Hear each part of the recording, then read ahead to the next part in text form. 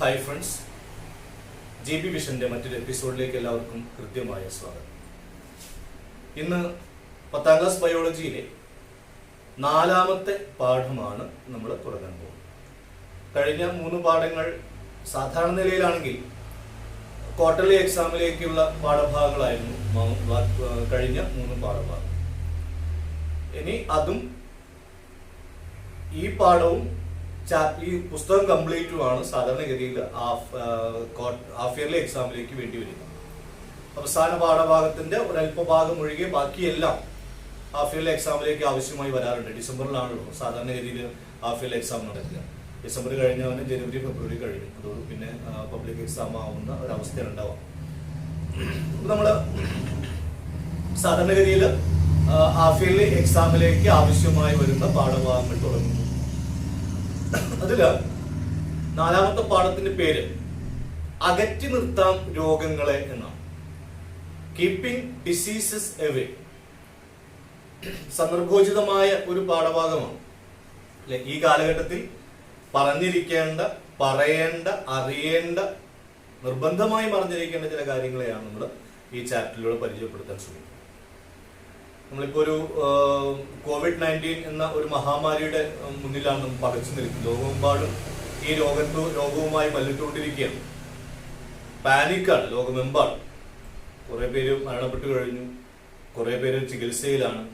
ലോകം ഇപ്പോൾ വന്ന സമയത്ത് നമ്മൾ കേരളത്തിൽ മാത്രമായിരുന്നു സഫർ ചെയ്തിരുന്നെങ്കിൽ ഇത് ലോകമെമ്പാടും നമ്മളെക്കാളും എത്രയോ ഉപരിയായി മറ്റ് ലോകരാഷ്ട്രങ്ങൾ ഈ രോഗവുമായി മല്ലിട്ടുകൊണ്ടിരിക്കുന്ന ഒരു അവസ്ഥയിലാണ് നമ്മൾ ഈ ചാപ്റ്റർ അവതരിപ്പിക്കുന്നത്.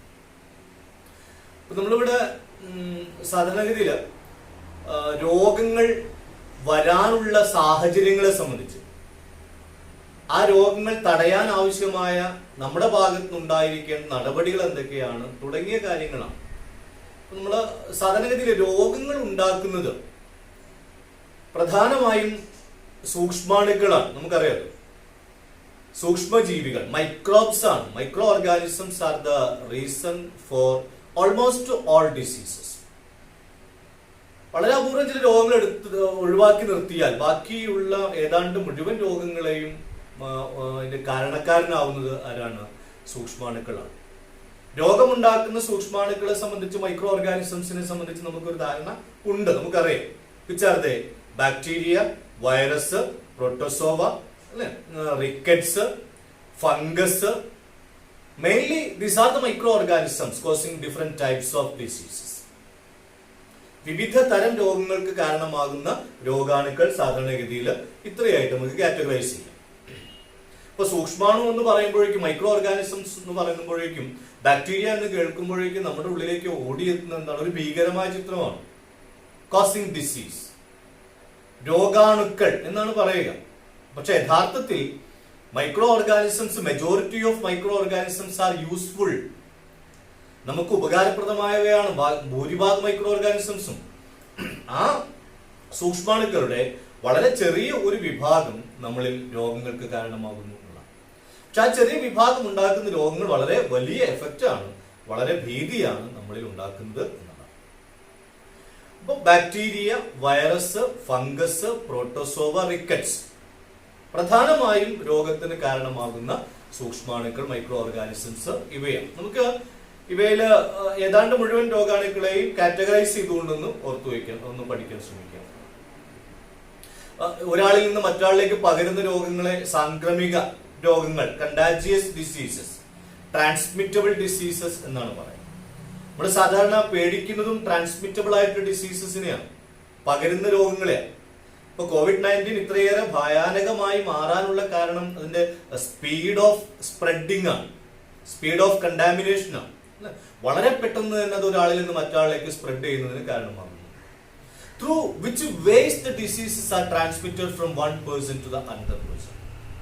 എങ്ങനെയാണ് രോഗങ്ങളുടെ വ്യാപനം നടക്കുന്നത്? രോഗവ്യാപനം പറയുന്നത് പ്രധാനമായും സമ്പർക്കത്തിലൂടെ, ത്രൂ ദ കോണ്ടാക്ട്, രോഗിയുമായുള്ള സമ്പർക്കത്തിലൂടെ. നമ്മളിപ്പോ ഒരാളുമായി ഹസ്തദാനം ചെയ്യുമ്പോൾ, ഷെയ്ക്ക് ഹാൻഡ് കൊടുക്കുമ്പോൾ there is a chance so അതാണ് നമ്മളിപ്പോ COVID-19 കാലഘട്ടത്തിൽ എന്ത് പറയുന്നത്, ഷെയ്ക്കാൻഡ് കൊടുക്കരുത്, കൈകൂപ്പിയാൽ മതി എന്ന് പറയാനുള്ള കാരണം അതാണ്. അപ്പൊ through the contact, through the dresses, ഒരു പേഷ്യന്റ് ധരിക്കുന്ന ഡ്രസ്സ് നമ്മൾ ഉപയോഗിച്ചു കഴിഞ്ഞാൽ the possibility of disease higher ആണ്, കൂടുതലാണ്.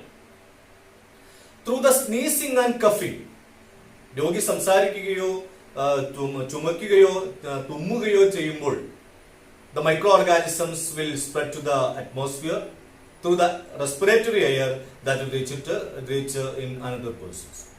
ഒരാളിൽ നിന്ന് അയാൾ ചുമക്കുകയോ തുമ്മുകയോ ചെയ്യുമ്പോൾ രോഗാണുക്കൾ വായുവിലേക്ക് കലരുകയും വായുവിൽ നിന്നത് മറ്റുള്ളവരിലേക്ക് വ്യാപിക്കാൻ കാരണമാവുകയും ചെയ്യും. ഇതാണ് രോഗങ്ങൾ വ്യാപിക്കുന്നത്. മറ്റൊരു വഴി പറയുന്നത് ത്രൂ ഡിഫറെന്റ് ആനിമൽസിലൂടെ. അപ്പോ റാബീസ്, പേവിഷബാധയൊക്കെ നമുക്ക് ആനിമൽസിലൂടെ വ്യാപിക്കുന്ന രോഗങ്ങളാണ്. Through the contaminated food and water,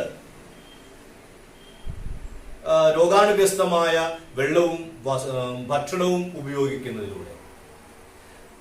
through disinfectant ആയിട്ടുള്ള അണുവിമുക്തമാക്കാത്ത ഉപകരണങ്ങളിലൂടെ, ഇപ്പൊ സിറിഞ്ചിലൂടെ, ശസ്ത്രക്രിയാ ഉപകരണങ്ങൾ, സർജിക്കൽ എക്യുപ്മെന്റ്സ് ഉണ്ടല്ലോ, ആ സർജിക്കൽ എക്യുപ്മെന്റ്സിലൂടെ അത് പ്രോപ്പർലി ഡിസിൻഫെക്റ്റന്റ് അല്ലെങ്കിൽ രോഗാണു നാശകമല്ലെങ്കിൽ അതിലൂടെ ഒരാൾക്ക് ഉണ്ടാകുന്ന ഡിസീസസ് മറ്റാളിലേക്ക് ട്രാൻസ്മിറ്റ് ചെയ്യപ്പെടാനുള്ള പോസിബിലിറ്റി കൂടുതലാണ്. So these are the main ways of transmission of diseases. രോഗങ്ങൾ ഒരാളിൽ നിന്ന് മറ്റൊരാളിലേക്ക് വ്യാപിക്കാൻ ഉണ്ടാകുന്ന പ്രധാനപ്പെട്ട കാരണം ഇതാണ്. ഇപ്പൊ നമ്മൾ ഇന്നത്തെ കാലത്ത് ഈ പറഞ്ഞ പോലെ സമ്പർക്കത്തിലൂടെ രോഗം വരാനുള്ള പോസിബിലിറ്റി, COVID-19 വരാനുള്ള പോസിബിലിറ്റിയെ തടയാൻ വേണ്ടിയാണ് നമ്മൾ ഷെയ്ക്കൻഡ് കൊടുക്കരുത് എന്ന് പറയുന്നത്. മാത്രമല്ല, പുറത്തു പോയി എവിടെയെങ്കിലും സ്പർശിച്ചു കഴിഞ്ഞാൽ നമ്മൾ സോപ്പിട്ട് കൈ കഴുകണം എന്ന് പറയാനുള്ള, സാനിറ്റൈസ് ചെയ്യണം എന്ന് പറയാനുള്ള കാരണം ആ വഴിയിലൂടെയുള്ള രോഗാണുബാധ പരമാവധി തടയാൻ വേണ്ടിയാണ്. രോഗിയെ ഐസൊലേറ്റ് ചെയ്യുന്നതിന്റെ കാരണം, രോഗി ഉപയോഗിക്കുന്ന സാധനങ്ങളൊക്കെയും പ്രത്യേകമായിരിക്കണം. അത് ഓൾട്ടർനേറ്റീവായിട്ട് അണുവിമുക്തമാക്കേണ്ടതുണ്ട്. അത് അദ്ദേഹം രോഗവിമുക്തനായി കഴിഞ്ഞാൽ അത് ഒഴിവാക്കേണ്ടതുണ്ട്. അല്ല, അതുമായി നമ്മൾ സമ്പർക്കത്തിൽ വരാൻ പാടില്ല. അതൊരു കോണ്ടാക്ട് ആണ്.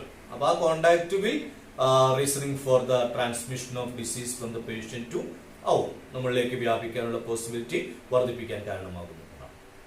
സോ അപ്പൊ അത്തരത്തിലുള്ള കാര്യങ്ങൾ, ഇത്രയും കാര്യങ്ങൾ ശ്രദ്ധിക്കുന്നതിലൂടെ നമുക്ക് ഒരു പരിധിവരെ രോഗാണുക്കളുടെ പോസിബിലിറ്റി തടയാൻ, രോഗങ്ങളുടെ പോസിബിലിറ്റി ഒരു പരിധിവരെ തടയാൻ സാധിക്കുന്നു എന്നാണ് കാര്യം. നമ്മൾ ആദ്യം ബാക്ടീരിയൽ ഡിസീസസ് ആണ് നമ്മളൊരു മോഡൽ അത് തുടങ്ങുന്നത്. രോഗങ്ങളുടെ കാര്യത്തിൽ നമുക്ക് കാറ്റഗറൈസ് ചെയ്ത ആദ്യ കാറ്റഗറി ബാക്ടീരിയൽ ഡിസീസസ് ആണ്. ബാക്ടീരിയ ഉണ്ടാക്കുന്ന രോഗം. നമുക്ക് ആദ്യം ആ കാറ്റഗറി ഒന്ന് പരിശോധിക്കാം. ബാക്ടീരിയൽ രോഗങ്ങളിൽ നമ്മൾ ആദ്യം ചർച്ച ചെയ്യുന്നത് എലിപ്പനിയാണ്, റാറ്റ് ഫീവർ, ലെപ്റ്റോസ്പൈറോസിസ് എന്ന് പറയും. എലിപ്പനി അഥവാ rat fever, biological name leptospira icterohaemorrhagiae എന്നാണ്. Leptospira icterohaemorrhagiae, that is a scientific name of rat fever, എലിപ്പനി. നമ്മൾ കഴിഞ്ഞ മുൻപത്തെ വർഷം മാരകമായ പ്രളയം വന്ന സമയത്ത്, ഫ്ലഡ് ഉണ്ടായ സമയത്ത്, ഫ്ലഡ് നമ്മൾ ഒറ്റക്കെട്ടായി അതിനെ മറികടന്നതിന് ശേഷം നമ്മളിൽ ഉണ്ടായ വലിയ ഭീഷണി ആ ഫ്ലഡിന്റെ കണ്ടിന്യൂറ്റി ആയിട്ട്, അതിന്റെ തുടർച്ചയായി ഈ രോഗങ്ങളുടെ ഒരു സാധ്യതയായി. ഇന്ന് വെള്ളത്തിലൂടെ പകരുന്ന വിവിധ തരം രോഗങ്ങൾ ഉണ്ടാവാനുള്ള സാധ്യത ഫ്ലഡ് ഉണ്ടായ ഏരിയകളിൽ ഉണ്ട് എന്നതായിരുന്നു സർക്കാരിനെ സംബന്ധിച്ച് ഏറ്റവും വലിയ ഭീഷണിയായിട്ട് വന്നിരുന്നത്. കാരണം കുറെ ദിവസം വെള്ളം കെട്ടിയിരിക്കുമ്പോൾ സ്വാഭാവികമായും ആ വെള്ളത്തിൽ വിവിധ രീതിയിലുള്ള മാലിന്യങ്ങൾ ഉണ്ടായിരിക്കും. That type of particles will increases the possibility of diseases. ഇത്തരം മാലിന്യങ്ങൾ, രോഗങ്ങൾ ഉണ്ടാവാനുള്ള സാധ്യത വർദ്ധിക്കുന്നു. അങ്ങനെ ആ സമയത്ത് നമ്മൾ ഏറ്റവും കൂടുതൽ പേടിച്ചിരുന്ന ഒരു രോഗമാണ് നമ്മൾ ആദ്യം ചർച്ച ചെയ്യുന്നത്, ആദ്യം പറഞ്ഞ റാറ്റ് ഫീവർ ഓർ എലിപ്പനി എന്ന് പറയുന്നത്. അപ്പൊ പ്രളയബാധിത സ്ഥലങ്ങളിൽ നമ്മൾ ദുരിതാശ്വാസ പ്രവർത്തനങ്ങൾക്കൊക്കെ വേണ്ടി പോകുന്ന ആളുകളോട് പ്രത്യേകമായി പറഞ്ഞത് അവർക്ക് ഈ എലിപ്പനി പ്രതിരോധ ഗുളിക നിർബന്ധമായും കഴിച്ചതിന് ശേഷം മാത്രമേ ഇത്തരം പ്രവർത്തനങ്ങളിൽ ഇറങ്ങാൻ പാടുള്ളൂ എന്ന് പറഞ്ഞിട്ടുണ്ടായിരുന്നു. കാരണം അവിടെയൊക്കെ എന്തിനുള്ള സാധ്യത ഉണ്ട്, എലിപ്പനിയുടെ സാധ്യത വളരെ കൂടുതലാണ് എന്നതുകൊണ്ടായിരുന്നു. എലിപ്പനി അഥവാ റാറ്റ് ഫീവർ. പേര് എലിപ്പനി എന്നാണെങ്കിലും എലികളുടെയും നായ്ക്കളുടെയും മൂത്രത്തിലൂടെ ആണ് ഈ മൈക്രോബ്സ് പുറത്തേക്ക് വരിക. മൂത്രത്തിലൂടെ വരുന്ന മൈക്രോബ്സ് കെട്ടിക്കിടക്കുന്ന വെള്ളത്തിലോ അല്ലെങ്കിൽ ഈർപ്പത്തിലോ വെറ്റ് സർഫസിലോ സ്റ്റാഗ്നന്റ് വാട്ടറിലോ ഒക്കെ അവർ യൂറിനേഷൻ നടത്തുന്ന സമയത്ത് ആ മൈക്രോബ്സ് അവിടെ ഉണ്ടോ, ബാക്ടീരിയ അവിടെ ഉണ്ടോ. പിന്നെ ആ വാട്ടറുമായിട്ട് വേറൊരാള് കോണ്ടാക്ട് വരുന്ന സമയത്ത് അയാളുടെ ബോഡിയിൽ എവിടെയെങ്കിലും ഒരു വളരെ ചെറിയൊരു വൂണ്ട് ഉണ്ടെങ്കിൽ, ഒരു മുറിവുണ്ടെങ്കിൽ, through that wounds the microbes will enter into our body. അങ്ങനെയാണ് ഇതിന്റെ നമ്മുടെ ഉള്ളിലേക്കുള്ള രോഗാണുക്കളുടെ വഴി എന്ന് പറയുന്നതാണ്. കെട്ടിക്കിടക്കുന്ന വെള്ളത്തിലോ ഈർപ്പമുള്ള സ്ഥലങ്ങളിലോ കാണപ്പെടുന്ന ജീവിക്കുന്ന രോഗാണുക്കൾ ആ ഭാഗവുമായി സമ്പർക്കത്തിൽ വരുന്ന ആളുകളുടെ മുറിവിലൂടെ അവരുടെ ബ്ലഡ് സ്ട്രീമിലേക്ക് എൻ്റർ ചെയ്യുകയാണ് ചെയ്യുക. അങ്ങനെ ബ്ലഡ് സ്ട്രീമിലേക്ക് എൻ്റർ ചെയ്യുന്ന മൈക്രോബ്സ് ബോഡിക്കകത്ത് വെച്ച് വളരെ പെട്ടെന്ന് ഗ്രോ ചെയ്യും. It will multiplies by binary fission. ബാക്ടീരിയയുടെ മൾട്ടിപ്ലിക്കേഷൻ ബൈനറി ഫിഷൻ 1, 2, 2, 4 എന്ന രൂപത്തിലാണ്. അപ്പൊ വളരെ പെട്ടെന്ന് using the favourable conditions of our body, നമ്മുടെ ശരീരത്തിന്റെ ഫേവറബിൾ കണ്ടീഷൻസിനെ യൂട്ടിലൈസ് ചെയ്തുകൊണ്ട് അവർ എന്ത് ചെയ്യുന്നുണ്ട്, വളരെ പെട്ടെന്ന് തന്നെ വളരുകയും എണ്ണത്തിൽ കൂടുകയും ചെയ്യും, അവർ പ്രവർത്തിക്കുകയും ചെയ്യും. They will produce certain chemicals, they are called toxins.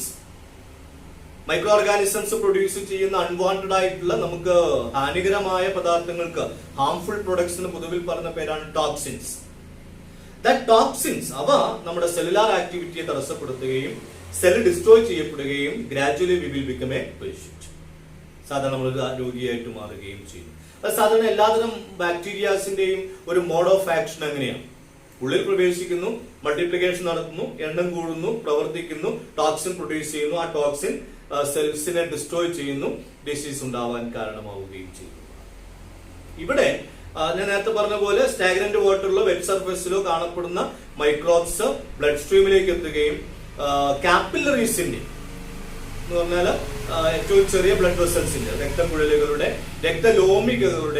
രോമികകളെ നശിപ്പിക്കുകയും തൽഫലമായി ഇന്റേണൽ ബ്ലീഡിംഗ്, ആന്തര രക്തസ്രാവം ഉണ്ടാകുന്നതിന് കാരണമാവുകയും ചെയ്യും. ഇതിന്റെ ഒരു ഫണ്ടമെന്റലായി സംഭവിക്കുന്ന ഒരു കാര്യമാണ് ഇന്റേണൽ ബ്ലീഡിംഗ് ഉണ്ടാവുന്നതിന് കാരണമാകുന്നു. കാപ്പിലറീസിന്റെ രക്തലോമികളുടെ ഭിത്തികൾ നശിപ്പിക്കുകയും തൽഫലമായിട്ട് ബ്ലഡ് ഊസസ് ഔട്ട് ചെയ്യാൻ കാരണമാവുകയും ചെയ്യുന്നു.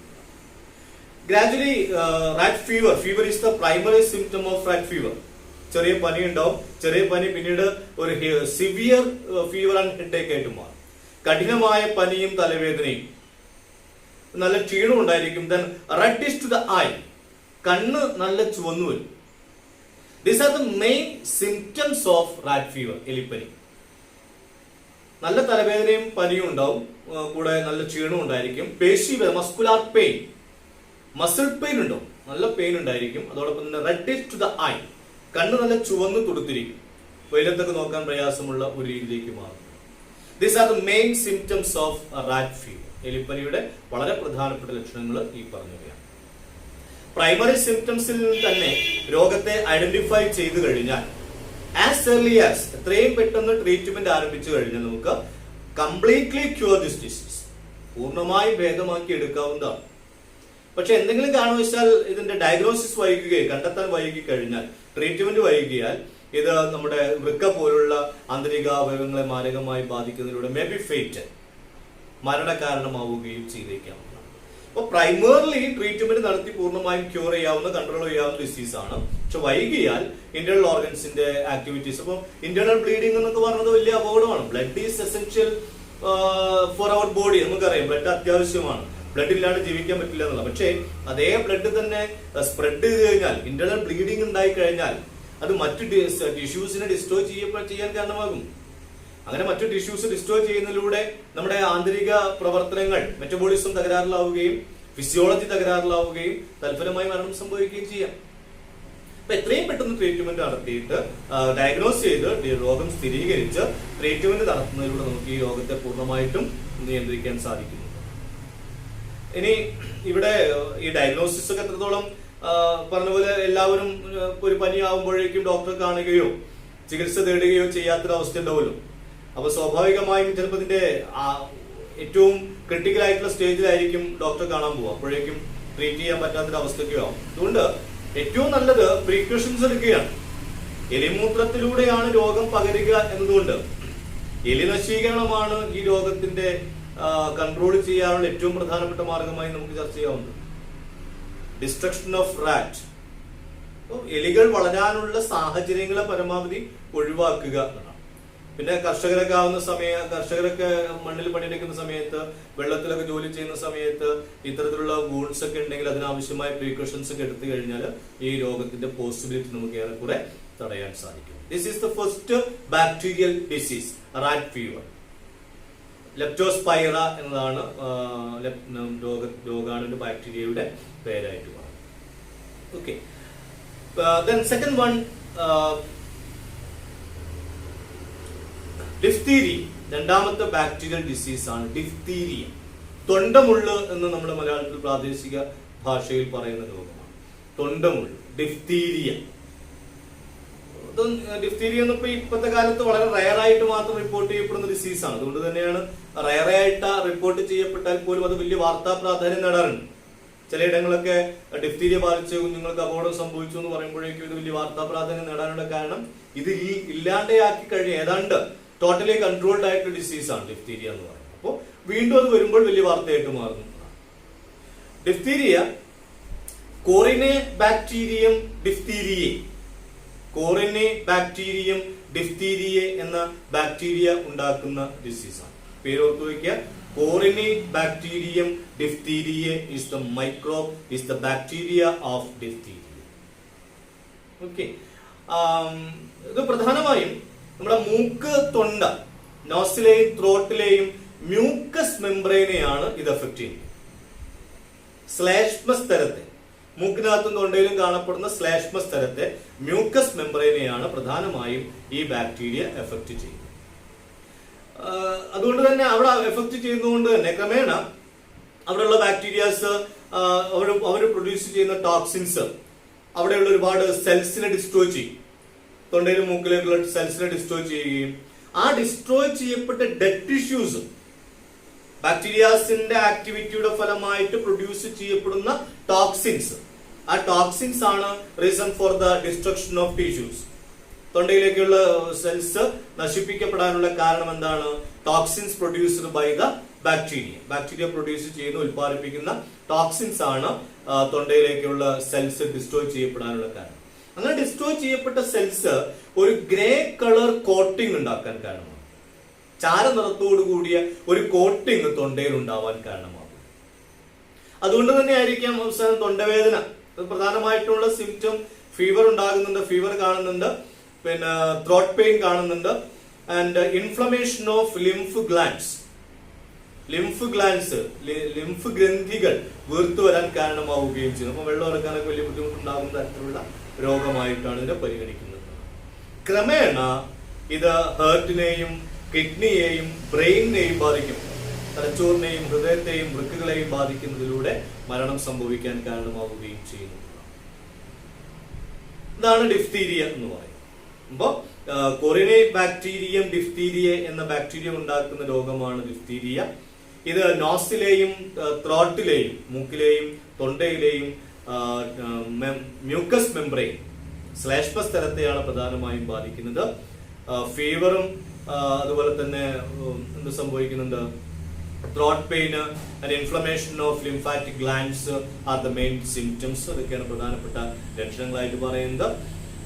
മൈക്രോബ്സ് അവരുടെ ആക്ടിവിറ്റിയുടെ ഫലമായിട്ട് എന്ത് പ്രൊഡ്യൂസ് ചെയ്യുന്നു? ടോക്സിൻസ് പ്രൊഡ്യൂസ് ചെയ്യുന്നു. ആ ടോക്സിൻസ് നമ്മുടെ ത്രോട്ടിലേക്കുള്ള സെൽസ് ഡിസ്ട്രോയ് ചെയ്യപ്പെടാൻ കാരണമാകുന്നു.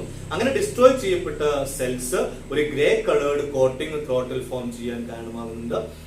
ക്രമേണ ഇത് ഹാർട്ടിനെയും ബ്രെയിനിനെയും കിഡ്നിയെയും ബാധിക്കുന്നതിലൂടെ മരണത്തിനിടയാക്കുകയും ചെയ്യുന്നു.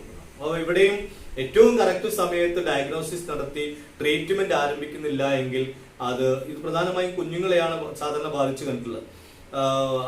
ജീവൻ എടുക്കാൻ കാരണമാകുന്ന രോഗമാണ്. ഒരുപാട് പേരുടെ മരണത്തിനിടയാക്കിയ രോഗമാണിത്.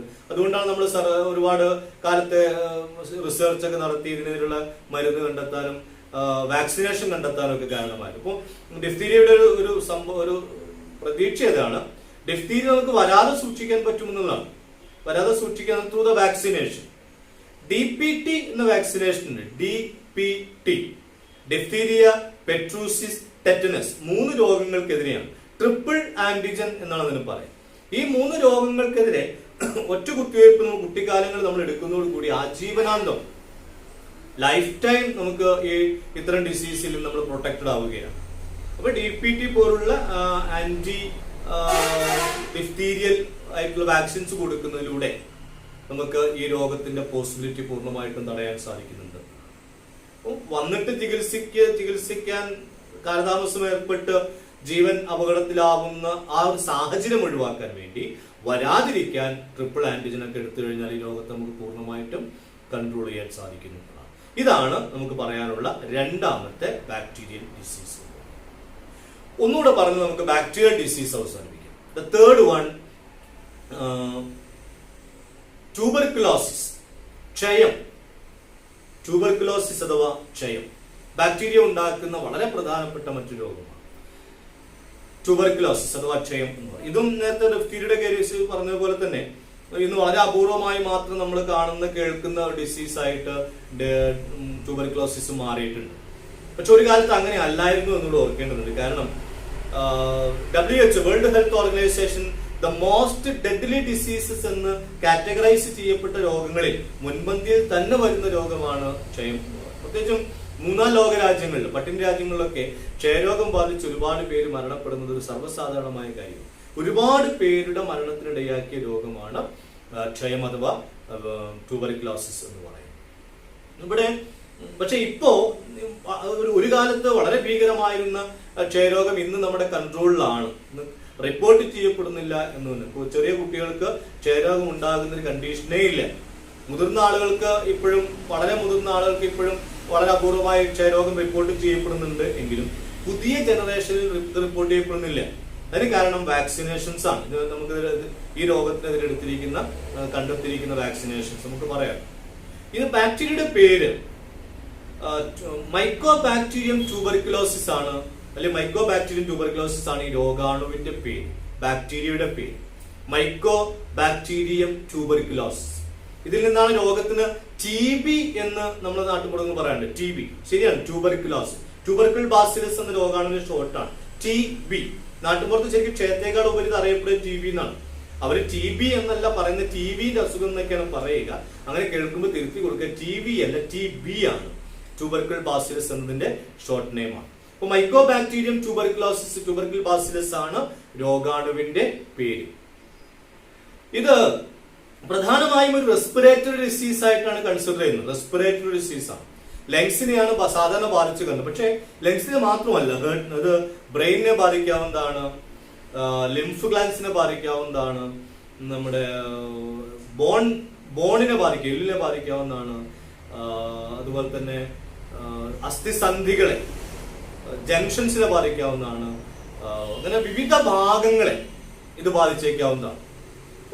ഒരു റെസ്പിറേറ്ററി ഡിസീസ് എന്ന് പറയാനുള്ള കാരണം ഏറ്റവും കൂടുതൽ ബാധിക്കുന്ന, ഏറ്റവും കൂടുതൽ റിപ്പോർട്ട് ചെയ്യപ്പെടുന്നത് റെസ്പിറേറ്ററി സിസ്റ്റത്തെ ബാധിക്കുന്നതായിട്ടാണ്. അതുകൊണ്ടാണ് ഇത് റെസ്പിറേറ്ററി ഡിസീസ് ആയിട്ട് സാധാരണ കൺസിഡർ ചെയ്യുന്നത്. പക്ഷെ ഈ പറഞ്ഞ ഭാഗങ്ങളൊക്കെ ഈ രോഗം സ്കിന്നിനെ ബാധിക്കാം. അങ്ങനെ വിവിധ ഭാഗങ്ങളെ ഈ രോഗം ബാധിക്കാവുന്നതാണ്. ഇവിടെയും പ്രൈമറി സിംറ്റം ആയിട്ട് വരുന്നത് ഫീവർ ആണ്. ഫീവർ ഉണ്ടാകും, കണ്ടിന്യൂസ് ഫീവർ ഉണ്ടാകും. വെയ്റ്റ്ലെസ്നെസ് വളരെ പ്രധാനപ്പെട്ട ഒരു സിംറ്റം ആണ്.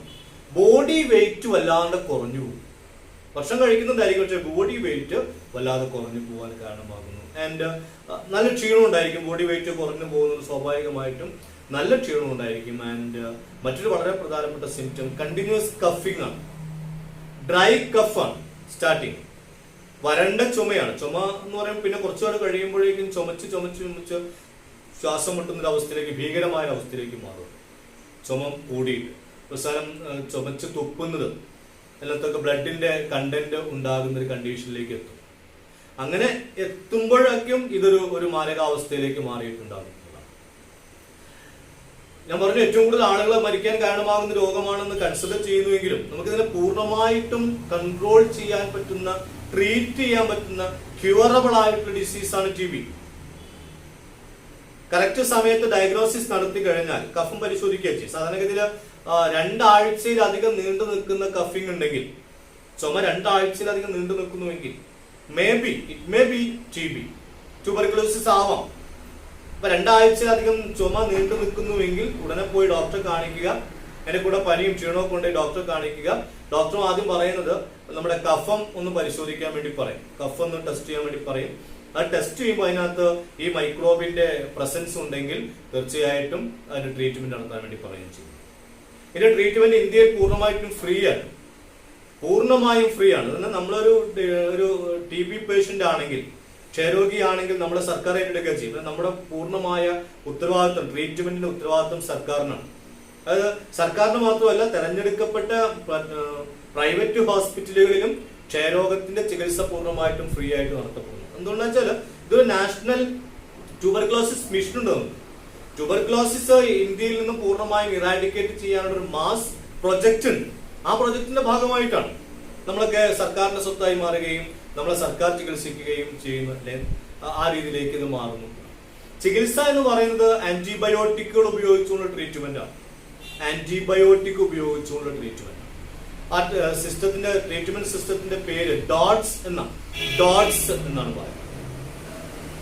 ഡോട്ട്സ് ആണ് എന്തിന്റെ ക്ഷയരോഗത്തിന്റെ ചികിത്സാ സമ്പ്രദായത്തിന്റെ പേര്. ആ ചികിത്സ നമ്മൾ കൊടുക്കുന്ന എന്താണ്? ആന്റിബയോട്ടിക് ആണ്. ആന്റിബയോട്ടിക് കണ്ടിന്യൂസ് ആയിട്ട് സമയാസമയങ്ങളിൽ തന്നുകൊണ്ടിരിക്കുക, നല്ല ഫുഡ് കഴിക്കുക, ടോട്ടൽ റെസ്റ്റ് എടുക്കുക. These are the way to overcome tuberculosis. ഇനി ഞാൻ പറഞ്ഞു, ഇന്നത്തെ തലമുറയിൽ ന്യൂ ജനറേഷൻ കുട്ടികളിൽ ഈ രോഗം കാണുന്നില്ലേ? ഇല്ല എന്ന് തന്നെ പറയാം. അതിന് കാരണമായി പറയുന്നത് വാക്സിനേഷൻ ആണ്. BCG, ബാസിലസ് കാർമിറ്റോഗ്യൂറിൻ എന്നറിയപ്പെടുന്ന BCG, കുട്ടിക്കാലങ്ങളിലെ 1 വയസ്സ് നമ്മൾ വാക്സിനേഷൻ എടുക്കാൻ തുടങ്ങിയ കാലഘട്ടം മുതൽ ഒരു 3-4 ഡോസുകളായിട്ട്, ബൂസ്റ്റുകളായിട്ട് BCG നമുക്ക് കിട്ടുന്നുണ്ട്. ആ കിട്ടുന്ന BCG നമ്മളെ ഇത്തരത്തിലുള്ള ഡിസീസസിന്റെ പോസിബിലിറ്റീസിൽ നിന്ന് പൂർണ്ണമായും സംരക്ഷിക്കുന്നതിന് സഹായിക്കും. ഒരു കാലത്ത് വളരെ ഫെമിലിയർ ആയിട്ട് കണ്ടിരുന്ന ഈ ഡിസീസ് TB ഇന്ന് വളരെ റയർ ആയിട്ട് മാറാനുള്ള കാരണം ഈ വാക്സിനേഷൻ ആണ്. അപ്പൊ ഇവിടെ ഇതിന്റെ വേ ഓഫ് ട്രാൻസ്മിഷൻ എന്ന് പറയുന്നത് പ്രധാനമായും രോഗി സംസാരിക്കുകയോ ചുമക്കുകയോ തുമ്മുകയൊക്കെ ചെയ്യുന്ന സമയത്ത് അന്തരീക്ഷത്തിലേക്ക് മൈക്രോബ്സ് സ്പ്രെഡ് ചെയ്യുകയും അവിടെ നിന്ന് മറ്റുള്ളവരിലേക്ക് വരികയും മറ്റുള്ളവർക്ക് ഡിസീസ് ഉണ്ടാവുകയും ചെയ്യും. ഇപ്പോൾ പേഷ്യന്റുമായിട്ടുള്ള ഒരു കറക്റ്റ് ഡിസ്റ്റൻസ്, കോണ്ടാക്ട് പരമാവധി ഒഴിവാക്കുകയാണ് ഇതിന്റെ സ്പ്രെഡിങ് തടയാനുള്ള പ്രധാനപ്പെട്ട മാർഗം. ഇപ്പൊ നമ്മൾ ചുമയ്ക്കുന്ന സമയത്ത്, തുമ്മുന്ന സമയത്ത് തൂവാലൊക്കെ ഉപയോഗിച്ചുകൊണ്ട് തുമ്മണം, ചുമയ്ക്കണം എന്നൊക്കെ പറയാനുള്ള കാരണം ഇത്തരത്തിലുള്ള, ഇപ്പൊ നമ്മൾ കോവിഡുമായി ബന്ധപ്പെട്ടുകൊണ്ട് ചർച്ച ചെയ്യുന്നുണ്ട്, ഇത്തരത്തിലുള്ള ഡിസീസസിന്റെ പോസിബിലിറ്റി പൂർണ്ണമായിട്ടും തടയാൻ വേണ്ടിയാണ്. സ്പ്രെഡിങ് പോസിബിലിറ്റി പൂർണ്ണമായും തടയാൻ വേണ്ടിയാണ്. So these are the bacterial diseases. നമുക്ക് പഠിക്കാനുള്ള ബാക്ടീരിയൽ ഡിസീസസ് ഇത്രയാണ്. എക്സാമ്പിൾസ് ഓഫ് ബാക്ടീരിയൽ ഡിസീസസ് ആണ്. ഒരുപാട് ബാക്ടീരിയൽ ഡിസീസസ് വേറെ ഉണ്ട്. നമ്മൾ ഇതിനകത്ത് നിന്ന് പോയിന്റ് ഔട്ട് ചെയ്ത് ഈ 3 ബാക്ടീരിയൽ ഡിസീസസ് മാത്രം ഡിസ്കസ് ചെയ്യുന്നു എന്നതാണ്. ഓക്കെ, 4ാമത്തെ ചാപ്റ്ററിന്റെ ആദ്യ എപ്പിസോഡ് ഇവിടെ അവസാനിപ്പിക്കുന്നു. കണ്ട എല്ലാവർക്കും നന്ദി. Have A nice day.